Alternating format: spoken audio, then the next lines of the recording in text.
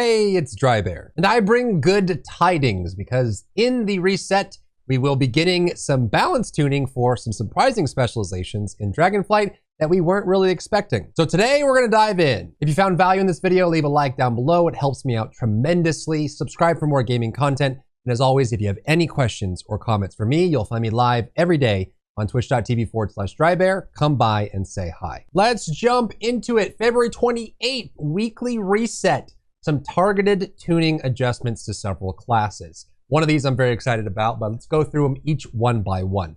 The first one is going to be Blood Death Knight. Again, I guess they're saying that the last time they did the damage increase for Blood DK, it did seem to help them quite a bit in Mythic Plus specifically, as being able to keep up with some of the other tanks in dealing damage in the high keys, but they decided it's not enough. So Blood DK damage is going up again by 3% overall, and then obviously we have some changes in 10.0.7, but they felt like the damage is still far behind for Blood DKs. They have plenty of survivability, lots of self-healing, more than any other tank in the game, and they're doing quite well in all categories, but not enough damage. So 3% damage for all the Blood DKs out there, you can rejoice. Paladin, Holy, Light of Dawn healing increased by 10%. I think what they're trying to do is bring up the HPS for Holy Paladins in Raid. They are kind of falling down towards the bottom. In Raid, they're down there with Discipline. You can make the argument that they are not Raid healers, and so they don't always need to have the highest HPS, but Blizzard has determined that it is not enough. So they're trying to target their AoE healing. Light of Dawn does that, and it can also do some really nice things when you use Light of Dawn regularly and then transfer that over into Word of Glory. So I think the 10% healing on this should hopefully help Holy Paladin in Raid the most. It doesn't really affect PvP at all, and it shouldn't really affect much in M+ either. Most of the healing comes from big Word of Glories and Holy Shocks, but Light of Dawn healing is still there, and it's going to be nice to have 10% on Holy Paladin. Protection Paladin, Greater Judgment's bonus to your next Holy Power ability against the afflicted target is increased to 40% instead of 20%. So you get a nice little bonus. So whatever spending ability you want to use on with Greater Judgment. With Protection, this doesn't really matter all that much. It just was a choice that didn't really seem to, it was taken, but it wasn't, I guess it just wasn't enough. So, so they're going to increase it by an extra 20% on that scalar. Hammer of Wrath damage increased by 30%, and Hammer of the Righteous damage increased by 20%.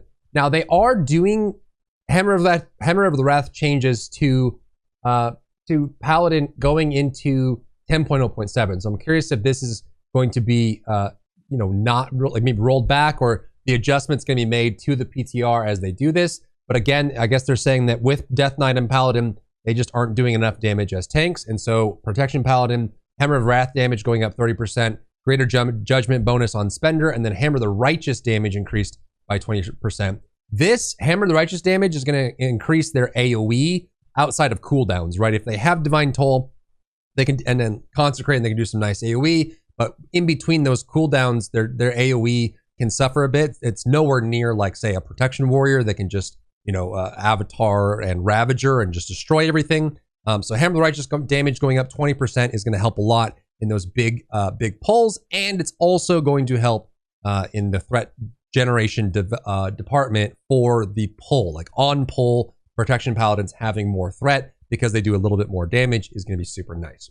On to the next one. This one is surprising. I didn't think we would be getting this any changes for Elemental prior to 10.0.7, but this is exciting. This is really cool. Elemental Shaman getting some buffs. Lightning Bolt damage increased by 10% for Elemental only. Lava Burst damage increased by 6% for Elemental only. Earth Shock damage increased by 6%. Elemental Blast damage increased by 6%. None of the changes I just listed are for PvP. This is going to be for PvE only, and the majority of them are for Elemental only, so they're just trying to increase that. Lightning Bolt, Lava Burst, Earth Shock, and Elemental Blast are primarily single target. You can get Lava Burst to split, and you can get some bonuses off Earth Shock after the fact, but for the most part, you're just either Earth Shock or Elemental Blast. Both of those are going up 6%. So they're just trying to get their single target damage up is what it seems. And I'm assuming that's what the note says down below. Ice Fury damage going up 80% is nice. Ice Fury causes Frost Shock to generate 14 Maelstrom up from 8.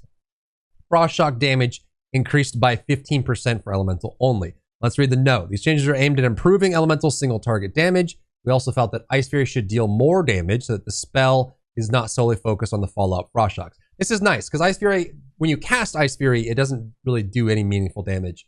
So getting an 80% damage increase on that means it'll give you a nice little burst window. This will affect PvP, and you'll have the extra there. But Ice Fury giving 6 additional Maelstrom on cast, doing more damage on cast, and then Frost Shock being a follow-up on cast for 15% damage there is nice.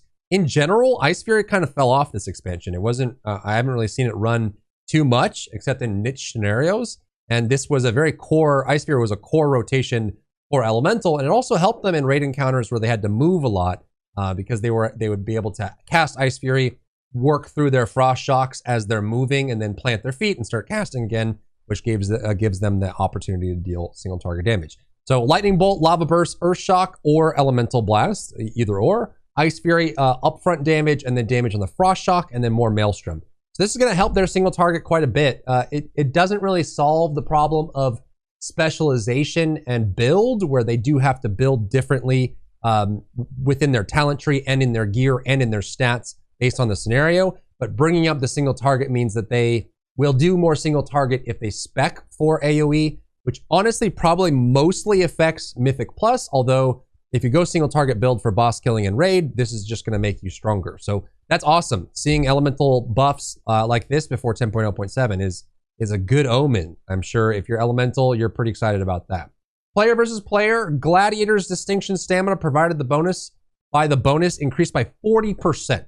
Stamina bonus going up a lot is interesting for PvP. Our goal for PvP pacing is for it to be fast while leaving time for players to react. We've continued to see that overall PvP pacing has been faster than we would like, especially as players have been gaining increased offensive power through tier set acquisition. So we're adjusting the stamina bonus from Gladiator's Distinction to help address this. So stamina bonus from Gladiator's Distinction is going up 40%, and this should slow down some of the PvP encounters. Let me know what you think about this. I think there's definitely, it's not like all encounters are too fast. I feel like there's just some that are, but this will just slow everything down. And maybe that's for the better as they've kind of looked to make more changes going forward. Hunter, improved kill shot, now increases kill shots crit strike damage by 15% in PvP, down from 25. For marksmanship, Razor Fragments increases kill shots damage by 40%, down from 50. Arcane Shot up from 30 to 45, and Chimera Shot up from 30 to 45. So they're reducing kill shots damage, both in crit damage and base damage from PvP, and they're increasing Arcane and Chimera Shot, so they're looking to do more regular damage and less burst damage, burst windows. Kill shot crit strikes have been particularly deadly for hunters, so reducing the value of improved kill shot. Marksmen will be receiving several other adjustments to shift more of their damage profile into their base rotation. They're still on that kick of removing double tap, getting rid of the burst damage of marksmanship and more into regular damage. So that seems to be the philosophy that they're going with, and it doesn't seem like they're done. I'm guessing that there's going to be several more rounds of changes in this direction. I'm trying to get marksmanship hunters to be more regular damage rather than instant kill window. Brewmaster in PvP, Incendiary Breath PvP talent, now increases the radius and damage of Breath of Fire by 30% instead of 100%. Incendiary Breath's radius now increases the radius and damage by 30% instead of 100. Incendiary Breath's radius increase has been difficult to read as a player, and Brewmaster damage has been higher than we would like. Yeah, because I feel like the VFX, when you have Incendiary Breath active, don't accurately measure the increase in radius on the breath itself. I feel like maybe they just didn't want to clean that up, or maybe the damage was too much and the radius was too much and they'd rather just keep it the way it is. Windwalker Touch Karma now redirects 105% of absorbed damage in PvP, up from 70%. Touch Karma's redirect damage should be a strong deterrent to targeting a monk while it's active, and we feel like it's too weak previously. So yeah, Touch of Karma, when it's active, Windwalkers are getting burst through it, and now it's going to be a little less viable to do that, though it'll probably still be viable depending on the situation and comp, but that's a lot more. It's 35% more damage redirected for Touch of Karma. That can hurt pretty bad. Rogue Assassination Hemotoxin healing reduction has been reduced from 35 to 30. We felt that healing reduction effect from Hemotoxin was too strong, And they are trying to normalize the healing reduction, so they're kind of making more changes on that. Outlaw dispatch damage increased by 15% in PvP combat. Outlaw has been underperforming in PvP, so we're increasing their finisher damage on dispatch. Shaman enhancement PvP. Converging Storms increases Storm Strike damage by 10% per stack, down from 25%. Lava Lash damage increased by 15%. Storm Strike damage increased by 50% instead of 30%. So they're reducing the Converging Storms bonus by 15% per stack, but then they're making up for that with Lava Lash damage going up, Storm Strike damage going up, and Wind Strike damage going up. So again, the same thing they're looking to do with Hunter. It seems they're doing the same thing with Shaman enhancement.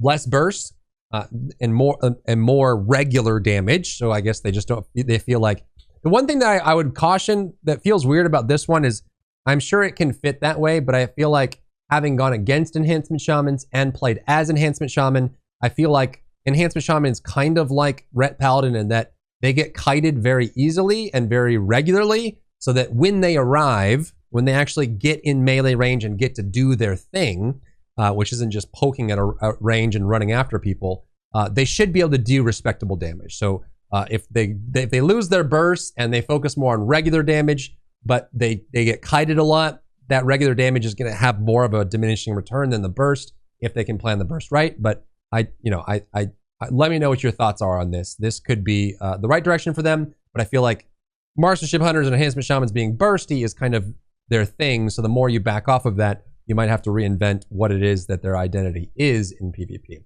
Fairy Warrior, Rampage increased, damage increased by 15% in PvP, and Execute up from by 10% in PvP. Arms protection damage remain unchanged. So just trying to make damage for Fury go up. This isn't going to be the regular damage. This is kind of like their burst damage. Rampage you spend with High Rage, Execute in Execute range, or with procs. So the offensive pressure going up, then being notably lower than we would like. So we're increasing Rampage and Execute. So Fairy Warrior getting better in PvP. There you go. This is live. This is live with the patch, the reset today. So you can expect this to be in the game already. So I think these are pretty good changes. This is more or less in the right direction. I'm curious about the blood DK damage. I would say Protection Paladin does need more damage.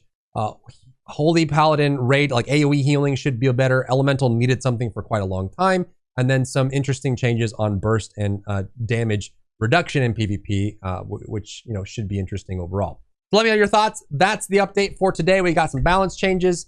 As always, if you have any questions or comments for me, you'll find me live every day on twitch.tv/Drybear. Come by and say hi. If you enjoyed yourself today, leave a like down below. You can support me and my work on Patreon and view Patreon exclusive content. Link in the description. Thank you so much for tuning in, and I'll see you in the next one.